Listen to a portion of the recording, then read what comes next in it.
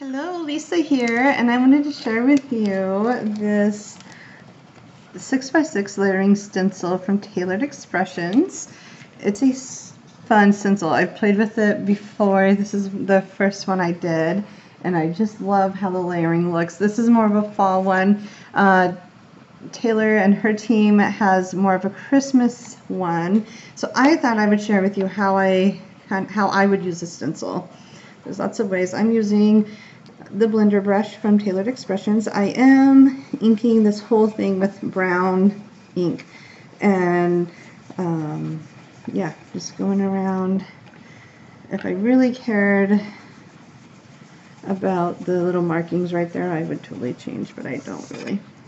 It doesn't bother me. You probably can't even see it. I can see it on my screen, and you know, as the artist, you're always self-conscious of all the little imperfections, but part of the fun with paper crafting is owning your mistakes, and that's what I'm doing, and it's too early in the game to mess with the little mistakes. So anyways, I don't necessarily want a flat brushing technique. So there you go. There's that. All right, let's start. And I think that'll dry. It's pretty dry right now, so I'm not going to worry about it. All right, let's get to the stencil part of things. Isn't this so fun? You guys, this is so fun. I am just looking to see kind of where. All right, so there's that. I could use a stencil spray. I'm kind of a rebel and messy, and I just have that carefree. I'm a carefree kind of crafter. I don't always make the fuss. That might drive some people crazy. It probably does. Oh well. I'm using mustard seed, and I want the brown to go on top of the mustard seed because the mustard seed color is very, very bright. It's supposed to be bright. And what I'm doing is these squares on the stencils are my guide for the next stencil. So I want to color in the squares just as much as I want to color in the other ones. I only have to do it for the first one. If I'm doing like 20 of these backgrounds, I wouldn't take the time to do that. I think this ink pad needs to be re-inked. I'm just using Distress ink. That is mustard seed. All right, so there's the there's the bright yellow.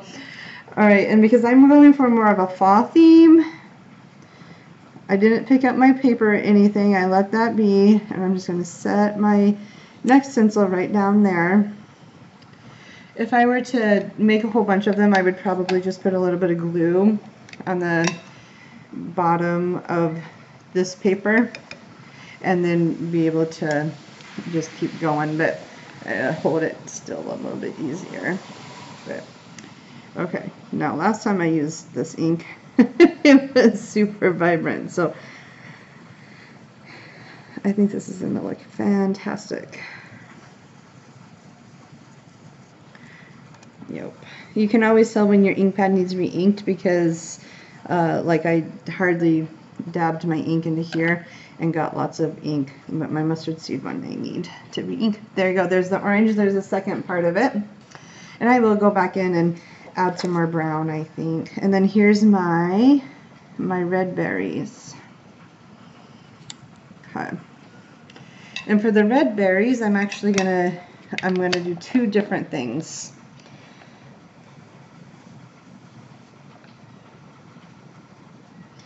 And again, I want to make sure I got a good, clean.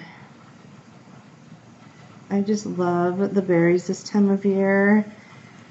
Like the whole world comes alive with berries around my house. We live in unincorporated Polk County, and which basically means we run on septic even though we live in the city. And I love it. But so anyways, there's a bunch of trees that just have lots of berries, and I'm like attracted to all those berries. So there you go. There's a really cool fall background. If you don't want to use it for Christmas, you can totally use it for fall. However, I did say I was going to do one more thing to these berries. In Taylor's video, look at that. See, you can lift it up and then re-put it on with these with these markings. I call them registration marks. That's what you would call them if you were in the design world.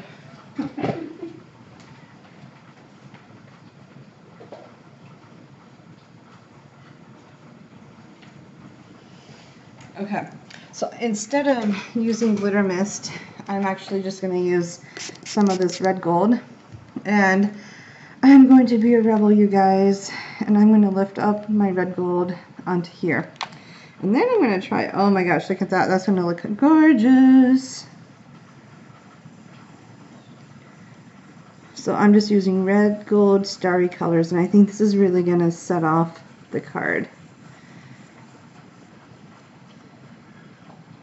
And it might not work, but I'm willing to risk it.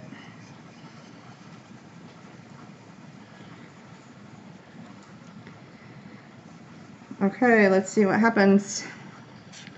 There we go. And now I have this glittery, two-tone, very natural looking background. How cool is that? And now, because I don't want the red gold on my card, I can just wipe it off, which I did, and I'm still going to be able to use it just fine. Now, I wouldn't, like, I just sprayed it a little bit and then just gently dabbed it in. And you can see that it's getting some. So I'm not going to ruin my brush by doing it. Now, if I were to go back and forth, and then try to clean it a whole bunch with water, I might ruin it. But you could totally use this in Starry Colors, and I think, why not, right? You have the tools, you might as well use them. So to finish this, I might go back and make my browns browner. I feel like there's this white spot right there, and I don't really want that white spot, so I'm gonna go back in. I think my brown ink pad needs to be re-inked. Who has time to re-ink ink pads?